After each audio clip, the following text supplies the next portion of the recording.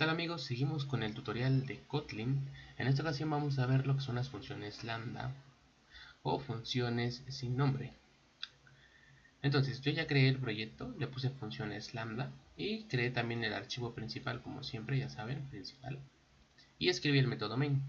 Entonces, una expresión lambda representa una función anónima, es decir, las lambdas son una manera de reducir código.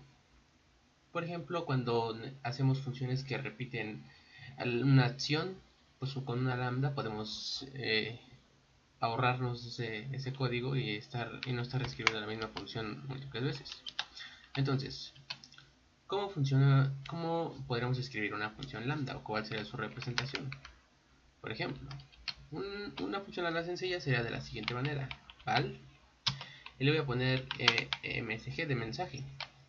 Esta le vamos a poner, por ejemplo, que es de tipo ¿no? Así.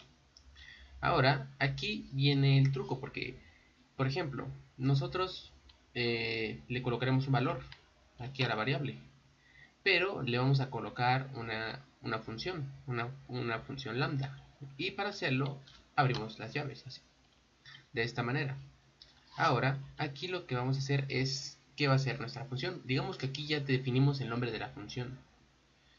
Y, por ejemplo, el nombre de la función es msg. Y aquí adentro tenemos que colocar, por ejemplo, qué va a ser o sus parámetros. En este caso, de manera sencilla, vamos a ponerle que imprima un mensaje, nada más. Y pues obviamente va a imprimir, no sé, algo que diga hola. Así, por ejemplo.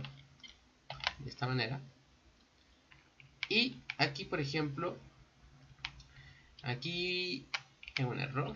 Print. Voy a hacer un espacio así. Y por ejemplo, aquí probablemente es por el tipo de dato que lo especifique. Bueno, no es necesario que lo especifiquen, perdón por eso. Entonces no especificamos el tipo de dato, ¿ok? Solamente así. Si ahora yo quiero ejecutar si yo quiero llamar esta variable, pues yo no puedo hacer esto, ¿no? Print line y mensaje. Porque esto ya es una función lambda. Entonces, ¿cuál sería el uso que le podríamos dar a esto? Por ejemplo, podría ser de la siguiente manera: msg, así, como si fuera una función, como si estuviéramos llamando una función. Entonces, de este modo, nosotros, pues, hicimos que esta variable se convierta en una función, por así decirlo. Esta es una expresión lambda muy sencilla.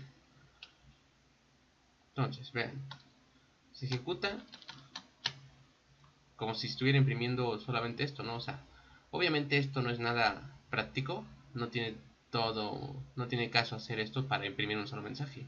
Las lambdas van más allá que solo imprimir un mensaje.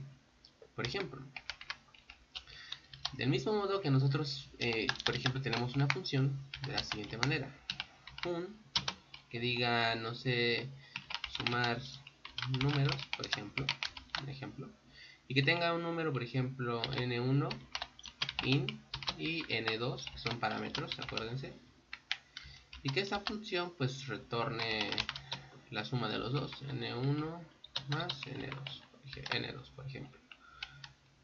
¿Okay?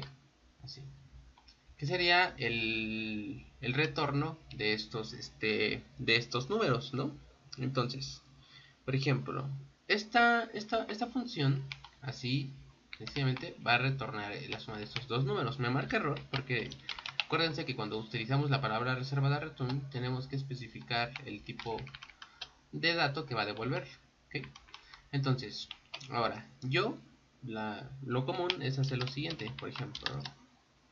En una variable que sea r de resultado, va a ser igual a sumar números, y yo le paso los dos números, 2 y 4, por ejemplo, y hago una impresión de estos números, ¿no?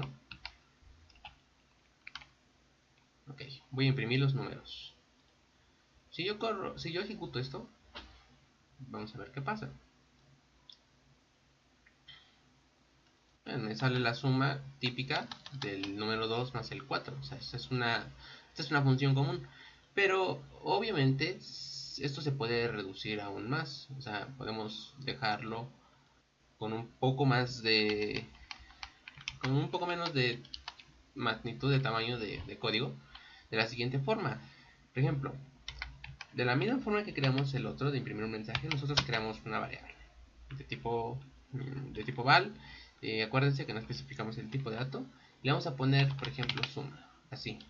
Entonces, esta variable va a ser igual a una expresión lambda que va a tomar dos parámetros. Por ejemplo, n1 de tipo int, n2 de tipo int.